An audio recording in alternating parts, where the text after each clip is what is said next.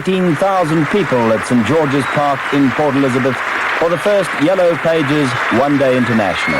The Springboks having won the day-night series and the 5-day test series, winning the test match at the Wanderers. Two changes in the Springbok team, with Roy Pienaar coming in for Brian Whitfield, the opening batsman, and Brian McMillan back in the side in place of the left-arm spinner Omar Henry. The Australian team also shows two changes from the last 5-day test match here in Port Elizabeth, with John Maguire coming in for Terry Alderman and Peter Faulkner, the all-rounder, who will be needed as the fifth bowler, replacing little Greg Shippard. Kim Hughes, the Australian captain, won the toss and asked the Springboks to bat first on a wicket that looks full of runs.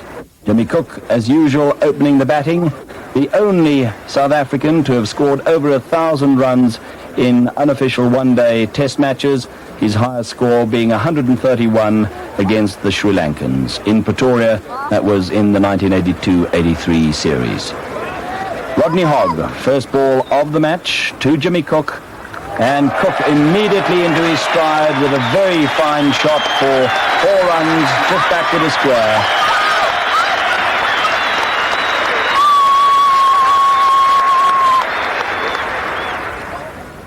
Roy Pienaar, Jimmy Cook's new opening partner, and a nasty one there to greet the young man who plays for Northern Transvaal these days. And he could so easily have been caught from that one. It really did kick, and it flew off the bat, but nobody could get in and underneath it. And so a single for Roy Pienaar.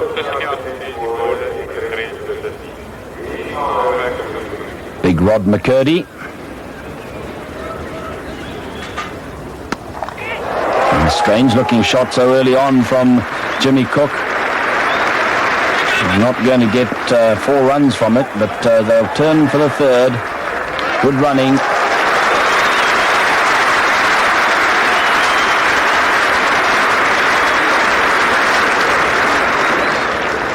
It's very short outside the off stump, and it gets up pretty high.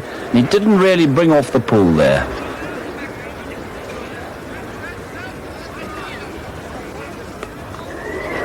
That'll race away for 4. Did well to keep that one down.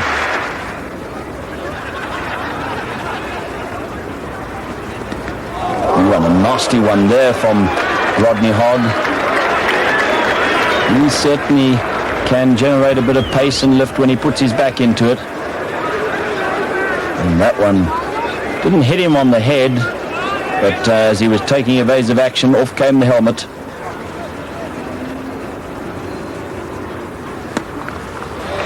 Beautiful timing there by Jimmy Cook. And Mike Hazeman gives up the chase.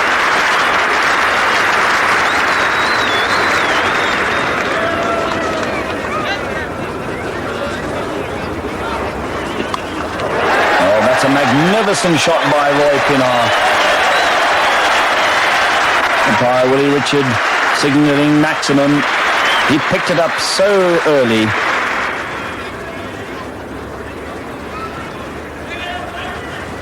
John Maguire into the attack fairly early, and a beautiful straight bat and lovely timing from Roy Pienaar. Umpire Lou Rothenbach signals the 4 runs. And 50 on the board. So 53 runs from the first 10 overs, and a very good run rate indeed.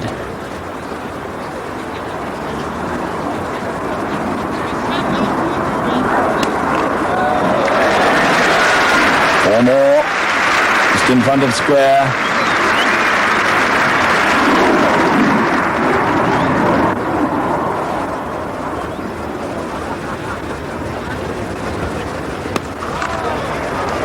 That's a fine shot off the back foot by Roy Pienaar.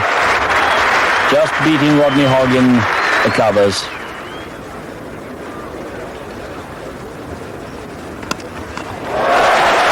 And another one, 4 more.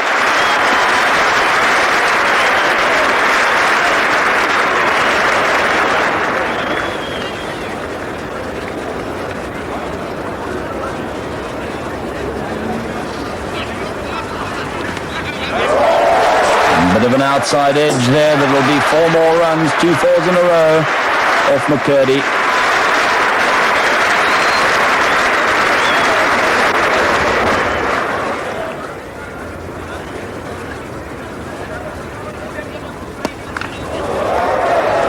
Over the infield. And once again into the boundary rope.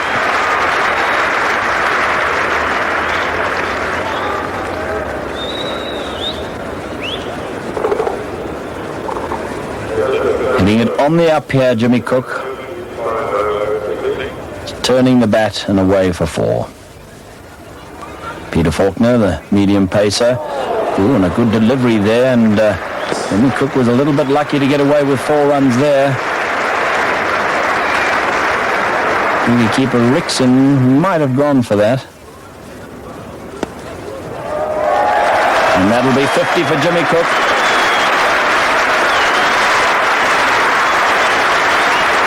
He's 8-4, 53 from just 43 balls. Trevor Holmes, the leg spinner. And he really got hold of that one, did Roy Pinnar, hitting against the spin, but timed it perfectly. And 6 runs.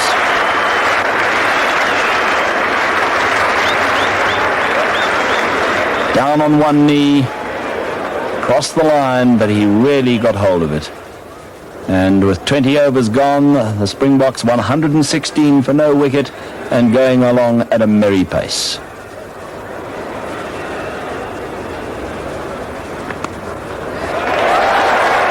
Really hit that very hard. Good bit of fielding though by Mike Haseman.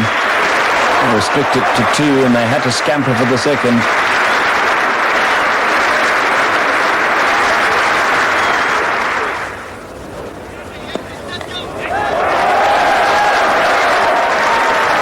There might be more than 2 in this one.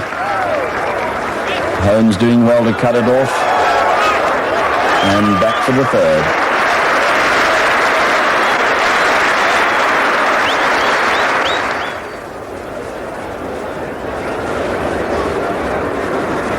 Pinnar needing just 3 for his 50. And what a magnificent cricket shot that was.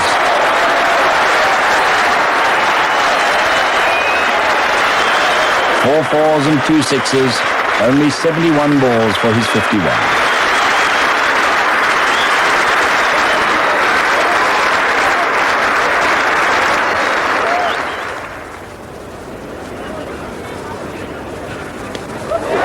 Again, Pinnar goes down on one knee, hits him against the leg spin, and the result the same. 6.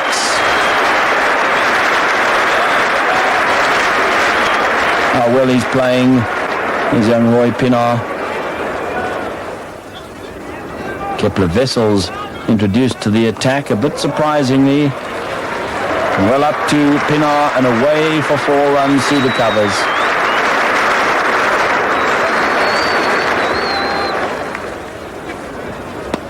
Bad ball there by Trevor Holmes, overpitched. Pinnar came down the wicket to meet it, hit it on the full.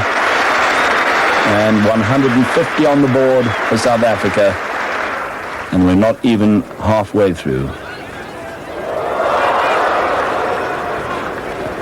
Oh, that one very, very nearly bowled Jimmy Cook. Trying to do what Pinnar has done successfully on 2 occasions. And it just turned past that off stump. There could be a mix-up here, and Jimmy Cook is going to be hopelessly stranded. And so the first South African wicket is down, and Jimmy Cook very sadly run out there. Again, a splendid innings, hitting it hard back down the wicket, ricocheting off the wickets at the bowler's end. And he thought there was a run in it. Roy Pinnar didn't, sent him back, and he was well out of his ground. And another fine innings of 70 from just 59 balls with those 8 fours.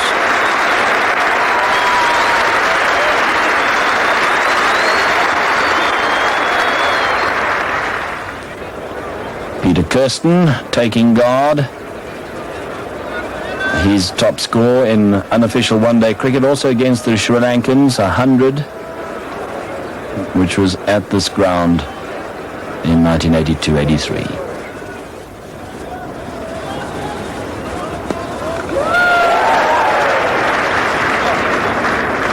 Good-looking shot, deserving more than just a single to Haseman on the boundary. And there's the great man himself, Graham Pollock, limbering up in the dressing room. He'll be next in.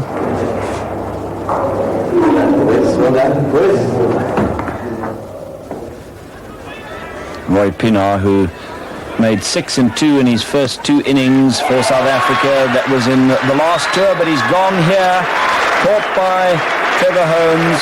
He took it so casually that for a moment I didn't think it had carried to him. Roy Pinar not quite to the pitch of that, and then not going through with the shot, and a good catch off his own bowling by Trevor Holmes.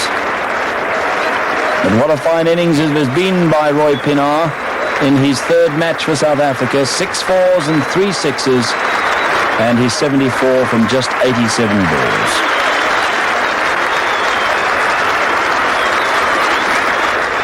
And there comes the great Graham Pollock. Amazingly, he hasn't made 100 in one-day test matches, 76 not out being his highest. It was also against Sri Lanka at the Wanderers.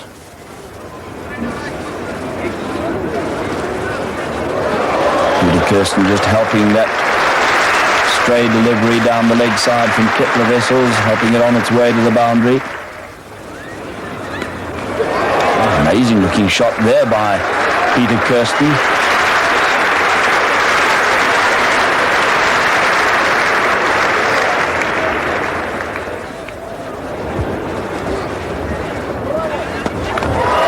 Overpitched. Kirsten coming down the wicket to meet it, hitting it on the full, picking his spot.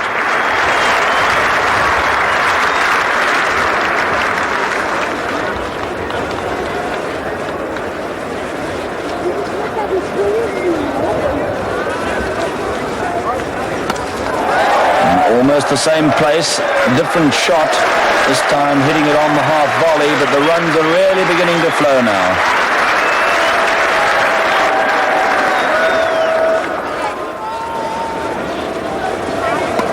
Pollock using his feet delightfully, hitting over the infield, and moves to 17.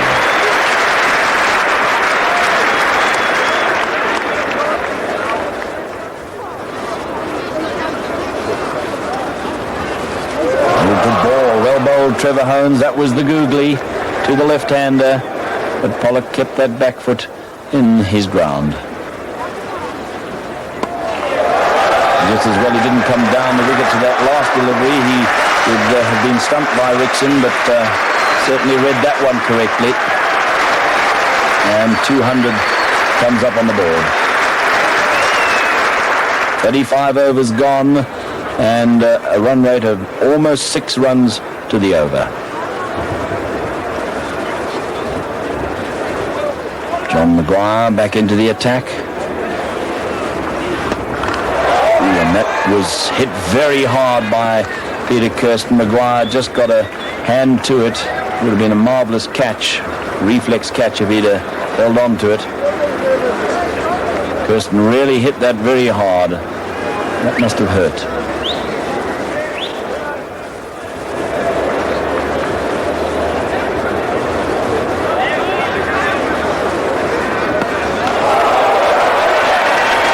Finds the gap well. Perfect timing.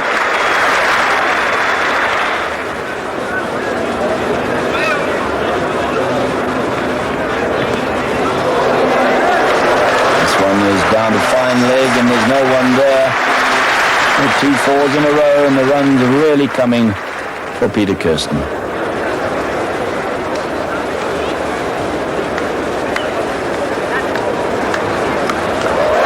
That's a big hit. That's a very long boundary, and that has gone for 6. And he did it with such ease. Heavy bat, Strong wrists. Just outside the leg stump, and Pollock seized it, and so easily he lifted that one over the boundary. Lunchtime for some.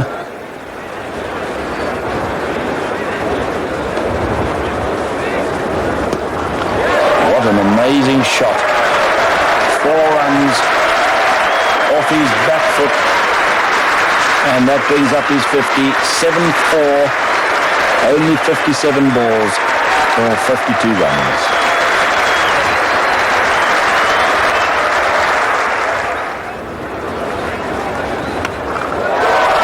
And that is going to go for 4. Very similar shot to the one a moment ago that he hit for 6. Not quite as square, or quite as hard.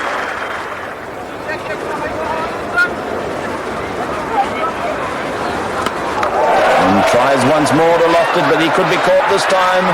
Steve Smith underneath it. And he's got good safe hands, and the end of the maestro.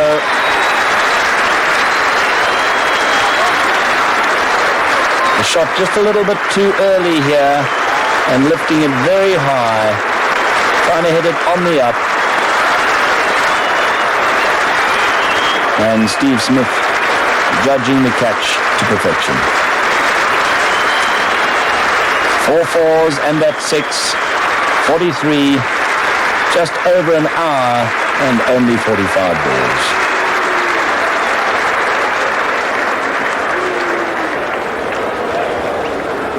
See it again as he lifts it very high. The bat just coming through a little bit early on that one as he tried to hit it on the up. And gratefully accepted by Steve Smith. Kenny McEwen, who made 68 as his highest score in one-day cricket in Pretoria, and that was in the day-night series earlier this year.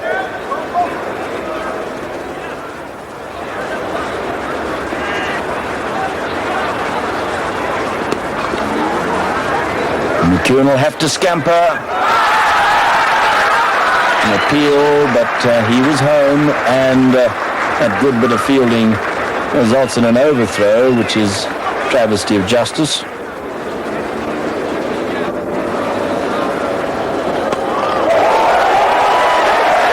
that could be up into the crowd. It is.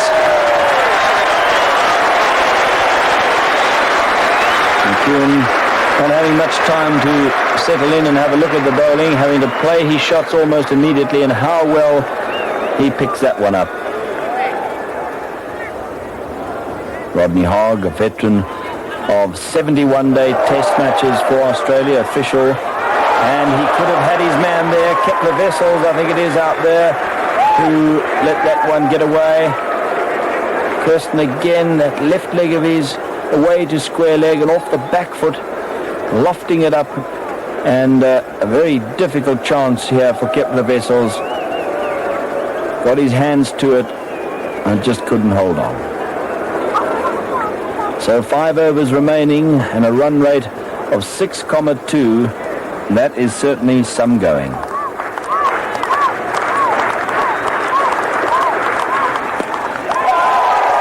Kirsten hitting them at will now.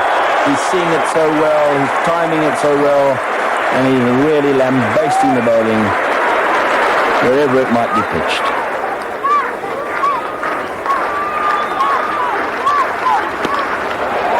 Oh, that is an absolutely exquisite cricket shot.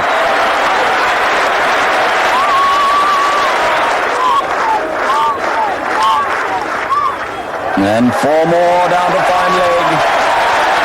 The runs are really coming fast and furious now. Rodney Hogg taking a pasting, and that 4 brings the 300 onto the board. 302 for 3. An incredible score. Rod McCurdy, and that's up in the air. Kim Hughes underneath it, and he takes the catch. Only just hung on to that one, I think. But it was a very good catch. McEwen, like Peter Kirsten, backing away to square there, hammering hard. with the weight on the back foot and the ball slicing up off the bat. Kim Hughes backpedaling here, and then the ball very nearly fell just short of him. So McEwen gone for 18, 1-6 off Maguire, and 18 from 18 balls. Enter the skipper Clive Rice, who had such a fine season with the bat against the Australians in the one-day matches last season, including 95 not out in the sixth match in Pretoria.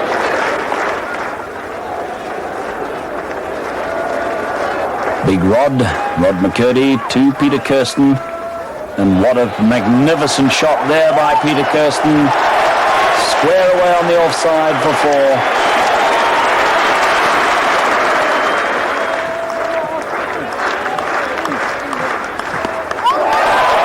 In the air, Kepler Wessels, will he get it this time? Yes. Earlier, having dropped Peter Kirsten, a similar shot in the same area. But what a magnificent innings this has been from Peter Kirsten. See there, that left leg, once again going away towards square, giving himself room to play the shot with the weight on the back foot. Up it went into the air, and Kepler Wessels, never taking his eyes off the ball, begins to backpedal and then judges it very well indeed.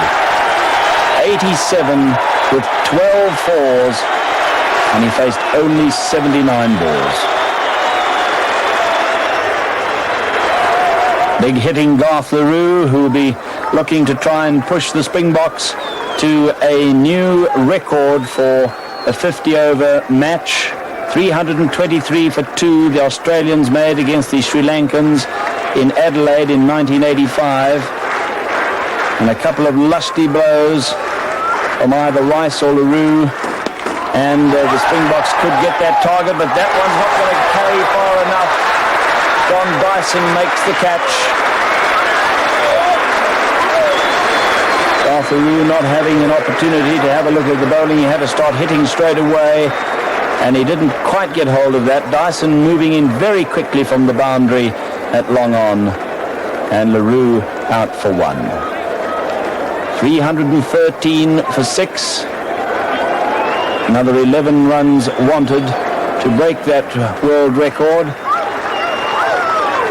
3 balls remaining, and Clive Rice will get only 2 for this.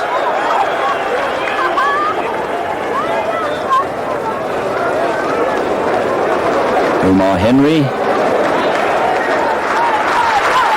Now the last ball of the innings. Rice hits hard, but straight to the fielder, and they decide that they've got enough. 316. They don't have to try and steal another run off that last ball and probably sacrifice a wicket. So from the 50 overs, a tremendous total of 316 for 6, just 7 runs short of that world record set up by Australia against the Sri Lankans. And Cook and Pinar getting the Springboks off to a magnificent start with that opening partnership. And then Kirsten carrying it on in fine style. He really played well, did Peter Kirsten. And Graham Pollock, the old master, weighing in with a splendid 43. The bowling figures, well, of course, they look horrifying. Every one of the bowlers taking a tremendous pounding from the South African batsmen. Hogg 1 for 46, and McCurdy getting 2 for 52, but from 8 overs, and Maguire the only man to bowl his full 10 overs. The partnerships, well, it was that Cook-Pinar opening stand of 151 in only 101 minutes that set the Springboks on their way to this huge total. Kirsten and Pollock, 105 in only 64 minutes, and then Kirsten and McEwen, 45 from 25 minutes.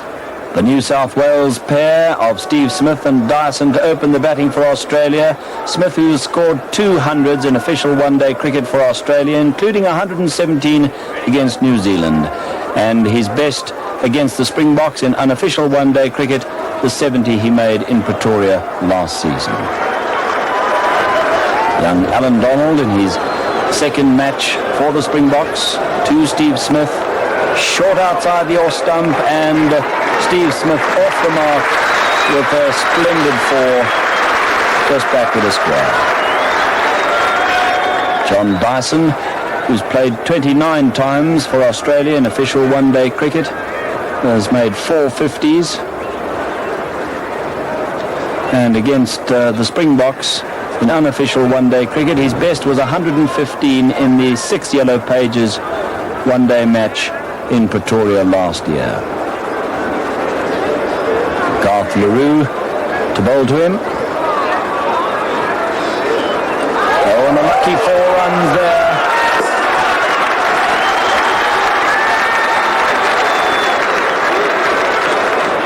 This one gets up a bit more than he expected and came back at him too, and over wicketkeeper Dave Richardson's head. And John Dyson really packed into that one from Alan Donald. Hitting it on the up.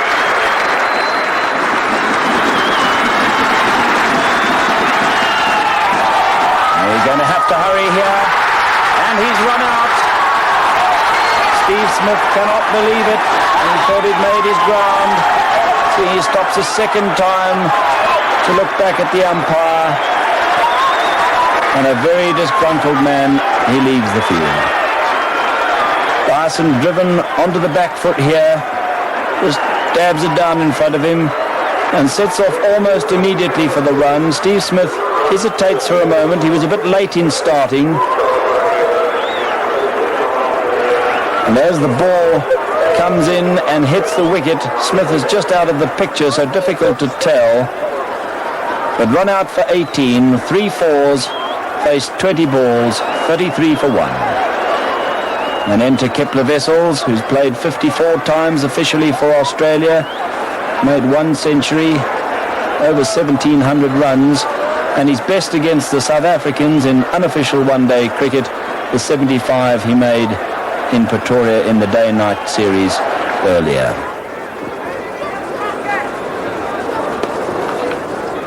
Beautiful shot there by Kepler Wessels. He didn't really hit that one very hard. He just seemed to stroke it through the covers.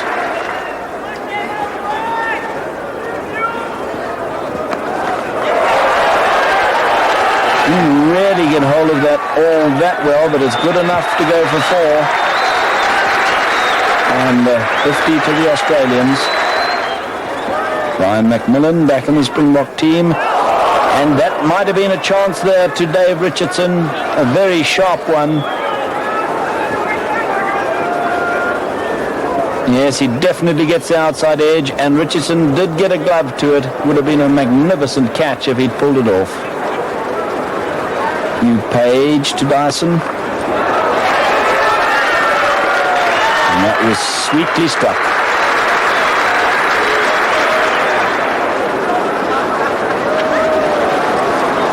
Oh, so delicate. Plays that shot so well, does Kepler Wessels, using the pace of the delivery to run it down the third man.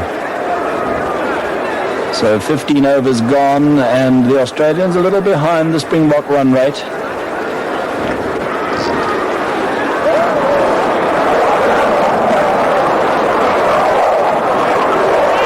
There'll be 4 more for John Dyson.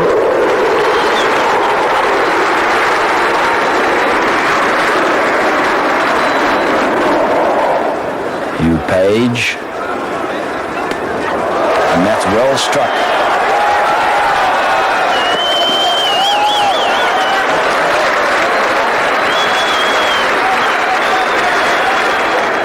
Captain Clive Rice to try and stop the flow of runs. Kepler Wessels has other ideas.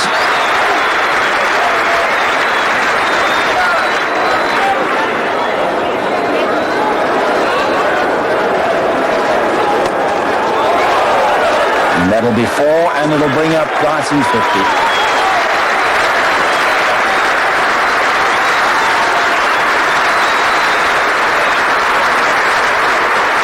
Eight fours, 70 balls, an hour and a half at the wicket.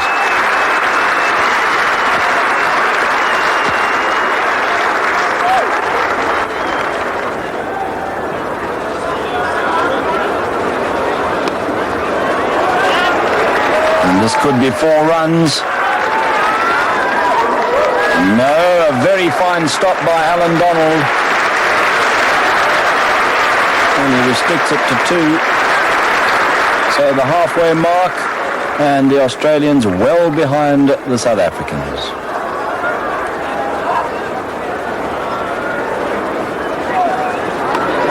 The outside edge, there's no one there, along the ground, safely enough.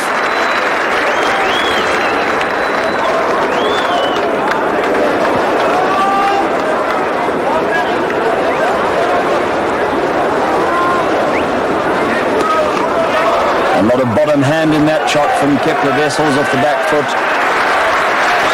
And it will just make the boundary.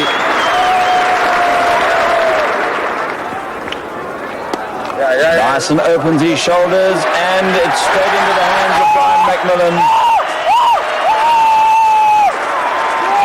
And the second Australian wicket is down. And the Springboks certainly needed to break that partnership.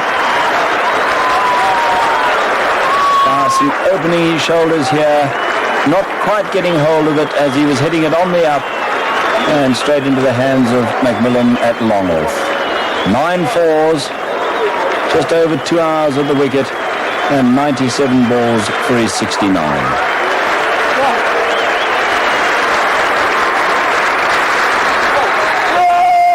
And enter the Australian captain Kim Hughes. He has played 97 one-day internationals officially for Australia. Never made 100, top score of 98. And his 60 in unofficial test cricket against the Springboks came in Cape Town.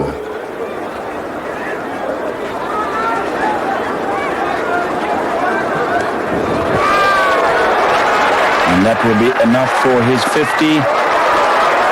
And a good bit of fielding. And McMillan the man on this occasion. Down at third man, and Kepler Wessels can raise his bat. Another 50, 5 fours.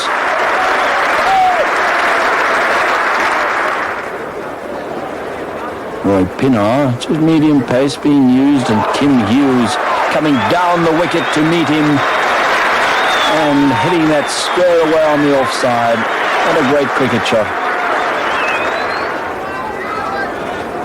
Hughes again down the wicket, and he really swung the bat at that one. But another fine bit of fielding by Brian McMillan to deny him 4 runs.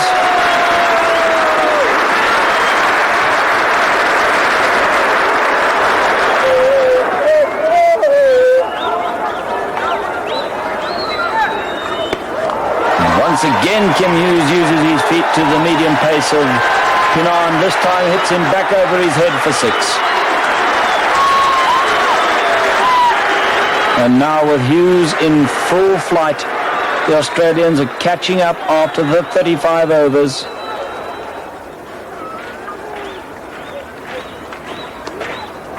Just look at that for a bit of improvisation.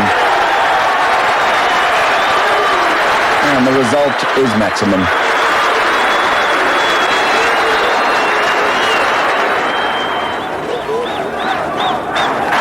Kepler Wessels backing away the square to give himself room there. Bit of a top edge, but he gets 4 runs for it.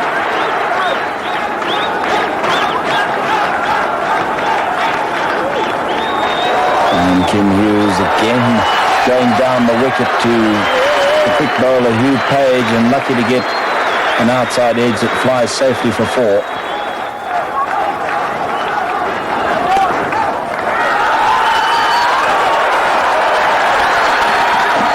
Alan Donald throwing himself at that one. What enthusiasm the young man has shown. Good bit of fielding. 111 runs required to win 13 overs. An enormous task of 8,54.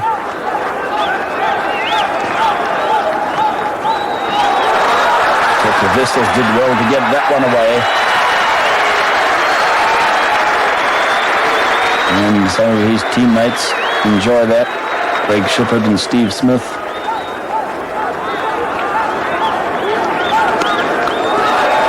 And this could be out. Oh no, he's dropped it. and it went over the boundary. Kenny McEwen couldn't hold on to that one, and that could be vital. Hughes needing just one for his 50. How about that? He'll take 4.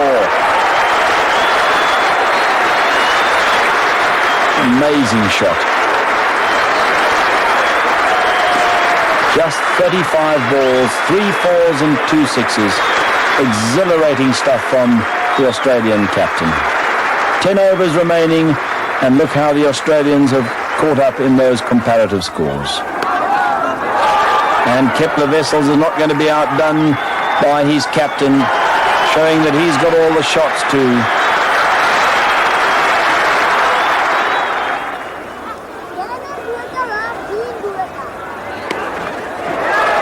And that's going to be, is it 4 runs? Amazing shot. And you can see how pumped up he is.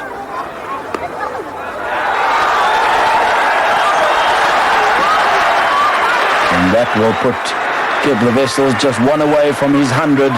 What a century it will be. And indeed it will be his 3rd in a row here at St. George's Park. And that is it. Magnificent 100. 10 4s, 99 balls.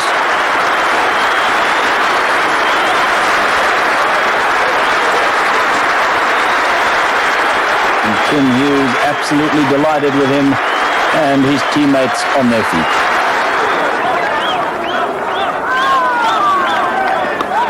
What an amazing cricket shot. Going down on one knee and slashing it square away to the offside. Just look at it, how he backed away there to square, then went down on that right knee of his and slashed it away for 4.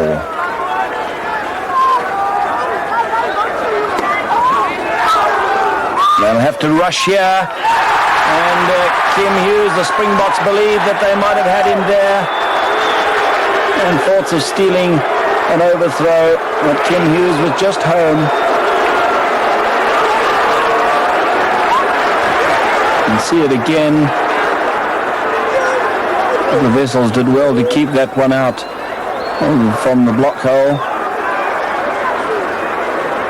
and that was touch and go.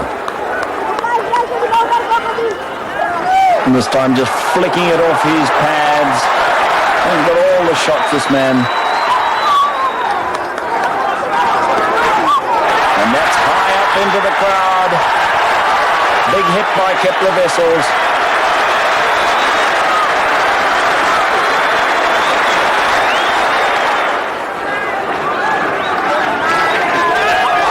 He surely must be given out, caught behind. Dave Richardson cannot believe it.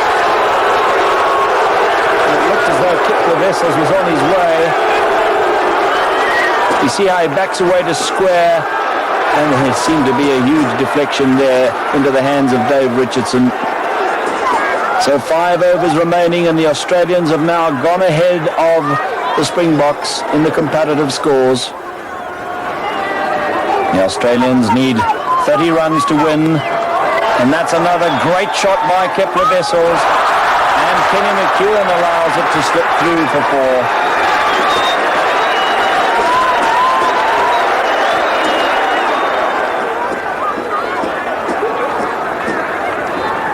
And that one he just flicks away down to fine leg. 2 4s in a row for Kepler Wessels. Will he be caught this time? Yes, a very good catch by Kenny McEwen, and he makes amends. Having dropped Wessels and then allowing one to slip through his legs for 4. This one he picks up very well because it was sailing high and handsome. Difficult catch, backpedaling, and he had to make sure that he stayed inside the rope. Standing ovation for Kepler Wessels. His 3rd 100 in a row, 12 4s and a 6, 112 balls, that's all he faced. Just under 3 hours for 122.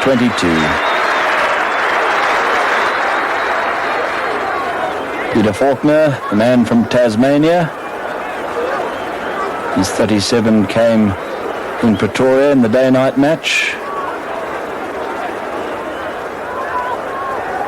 18 runs wanted, 18 balls remaining. Clive Rice begins the third last over, and Kim Hughes gets an inside edge, and his stumps are shattered.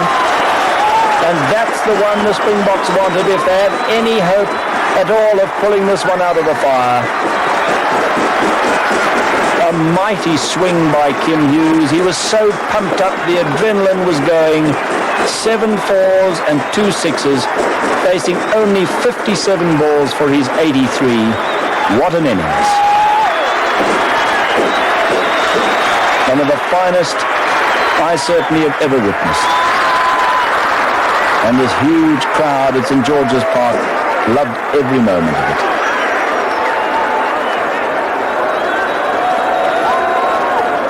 Steve Rickson, the vice-captain, getting a single there. And that brings up the 300. So just 17 runs wanted by the Australians for victory. And they still have 6 wickets in hand. In fact, it really is a double for the Australians.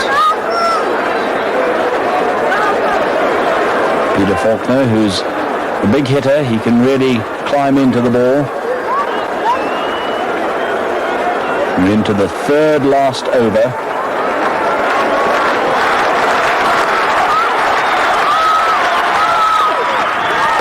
And they'll steal another single, one more precious run.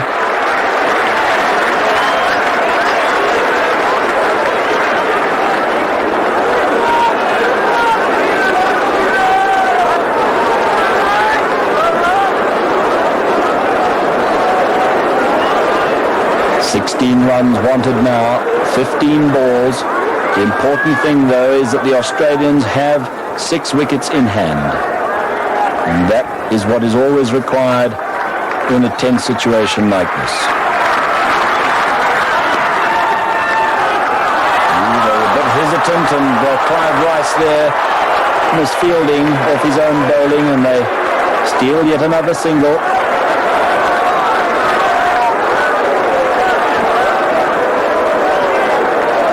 Couldn't have a better man bowling 2 of the last 3 overs than Clive Rice.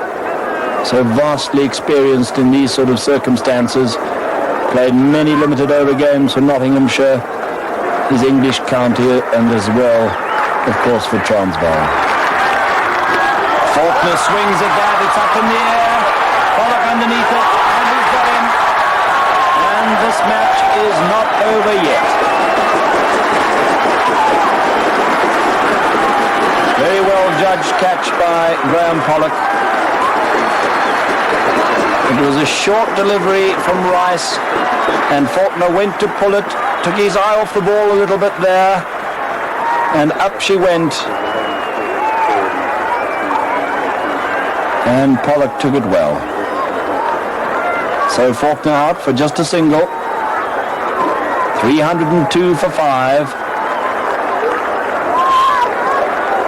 And this big crowd abuzz with excitement. Mike Haseman, last of the recognised batsmen at the wicket,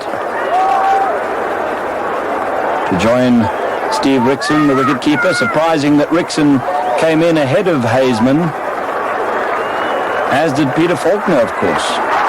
And with the batsman having crossed over, Rickson has strike and is bowled. Perfect Yorker by Clive Rice, and I think the Springboks sense that they're in with a chance now, and the crowd probably feel it too. Look at that, right up there in the block hole. Rickson backing away the square to give himself room to drive that square on the offside, and is bowled for 2. 302 for 6. 12 balls now remaining, and Clive Rice will be on a hat-trick when he starts the last over of this match. Ralph LaRue, who's going to bowl the second last, chatting there with his skipper. These are anxious times. Field placing is absolutely vital.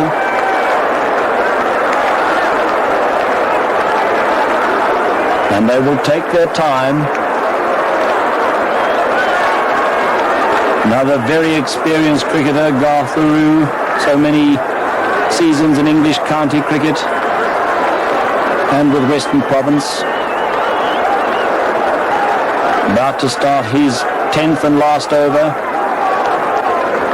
Took the wicket of Kepler Wessels, the 43 runs he's conceded.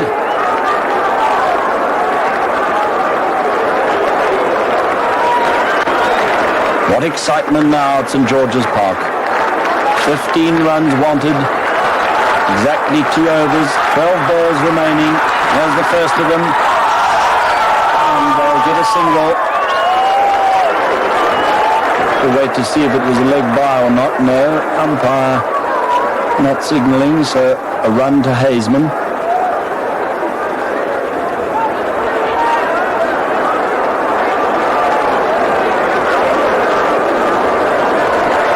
Trevor Holmes taking guard down at the duck pond end.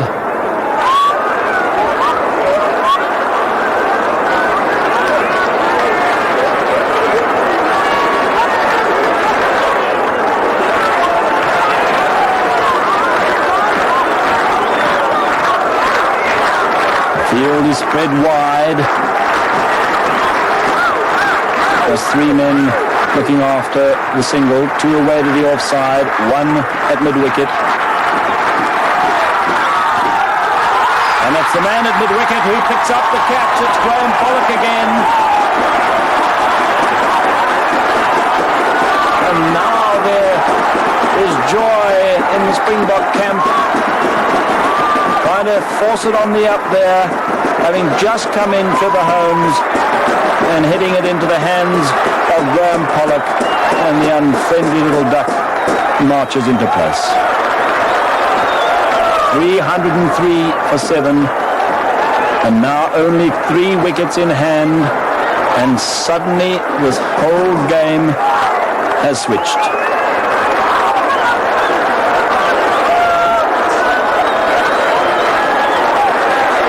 Big G, Garth LaRue, from the park drive end to the new batsman John Maguire. And there'll be at least 1 here for Maguire. Will they go for the second? No. And Alan Donald very quickly in to prevent a second run there. He's done well in the field today, has Donald.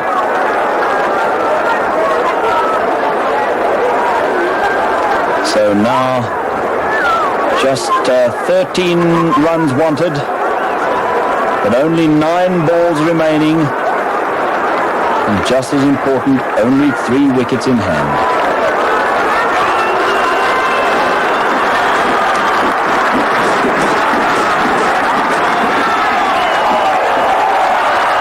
Garth keeps his cool there.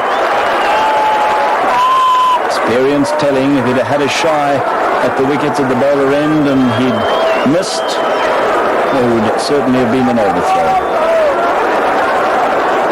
And suddenly, a match that Australia should really have won comfortably is turning out to be quite a humdinger.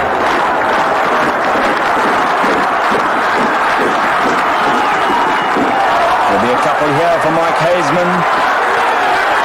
Jimmy Cook, the fielder, and good running, and they're home for 2. 2 vital runs. Who would ever have believed that the Australians would be able to challenge this huge total of 316 for 6 made by the Springboks? But that brilliant partnership of 159 between Kepler Wessels and Kim Hughes in only 78 minutes saw them into what seemed a winning position, but now it is still anybody's game. 1 more precious run to Haseman. The the end of the over. 10 runs still wanted, and just 6 balls remaining to be bowled by the Springbok captain, Clive Rice. And remember, he's on a hat-trick, having taken 2 wickets with the last 2 balls of his last over. Wickets of Faulkner and Rickson. 3 for 47.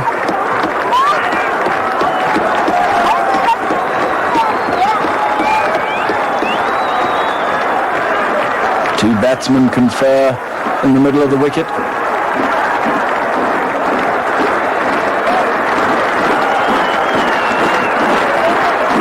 He's the man who's got to see Australia through. He's been in such marvellous batting form on this tour, has Mike Haseman. And he could be out. He could be out. Yes, he's been given out. And whether one calls this a stumping or a run out, it just flipped the pad, and Maguire was coming. Haseman went back and made his ground and then left his crease. Inexplicably, he left his crease again, and he is out. The computer says stumped. Whether that was stumped or whether he was attempting the run and he was run out, but the fact remains he is out for 4, and 8 wickets are now down. And suddenly things have turned completely around, and in fact are somewhat in the Springboks' favour. Who would have believed it? What a great competitor he is, Clive Rice. Who will ever forget that final ball of the match between Transvaal and Western Province when he bowled Robbie Drummond to win the match for Transvaal?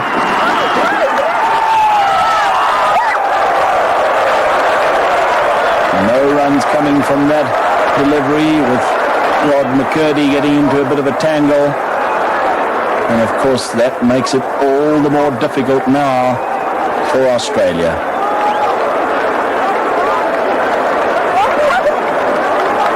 .317 the target. 10 still required, and only 4 balls now remaining. 2 wickets in hand.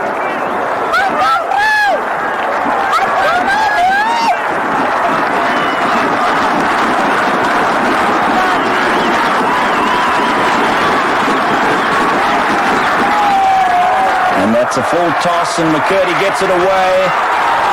They'll come back for a comfortable second. Kenny McEwen, the fielder. And what a good throw.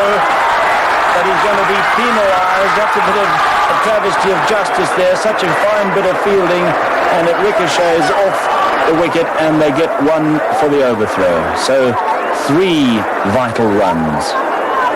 7 now wanted. 3 balls remaining. 2 wickets in hand, and John Maguire is the man facing. This ground absolutely abuzz with excitement.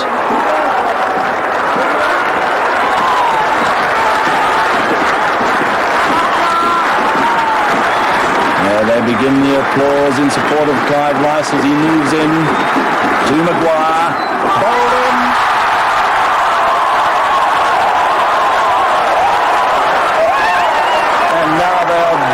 In the stands. Another tremendous delivery right in the block hole. Perfect Yorker. Maguire having a full swing at it. And he stumps Shatter.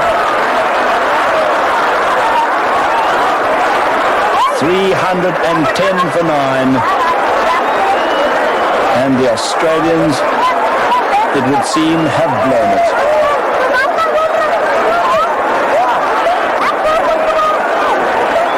Rodney Hogg, the last man in.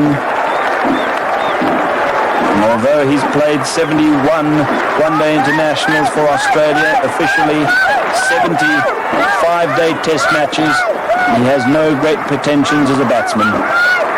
Rice incredibly has taken 4 wickets in the last 16 balls. And his ball, Rodney Hogg, with a second last ball of the match, and it is all over. South Africa have won one of the most extraordinary cricket matches that will ever be played. Absolute pandemonium here at St George's Park as Rodney Hard walks right across his stumps and is bowled by Rice off the second last ball, and Australia all out for 310, victory to South Africa by 6 runs. But what a match. A world record aggregate of 626 runs from the 100 overs in the match. And Australia, faced with a seemingly impossible task of making 317 for victory, very nearly got there. In fact, they should have won it. 106 in 50 minutes between Dyson and Wessels, and then an incredible 159 in only 78 minutes between Wessels and Hughes nearly saw them to the target. It was exhilarating batting, marvellous stroke play, and all the Springbok bowlers took a pounding until Clive Rice struck with 5 wickets from 11 balls to win the match for South Africa. Let's hear now from the 2 captains, South Africa's Clive Rice and Australia's Kim Hughes, talking to former Springbok opening batsman Barry Richards. It was just a phenomenal match, wasn't it? It was, Barry. You know, I think I've only played in one other game that can maybe match it, and that was the miracle match in Perth when we were all out for 66 and Queensland had Border and Richards and Chappell, just to name 3, and we knocked them over for 55 or, you know.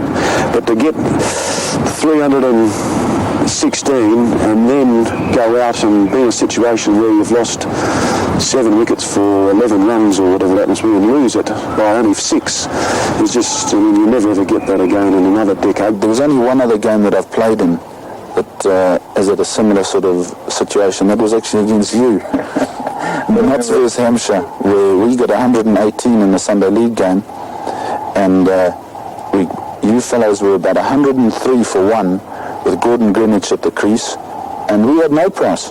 The game was just disappearing into Hampshire's pocket, and suddenly we started getting wickets. We got 5 wickets for no runs.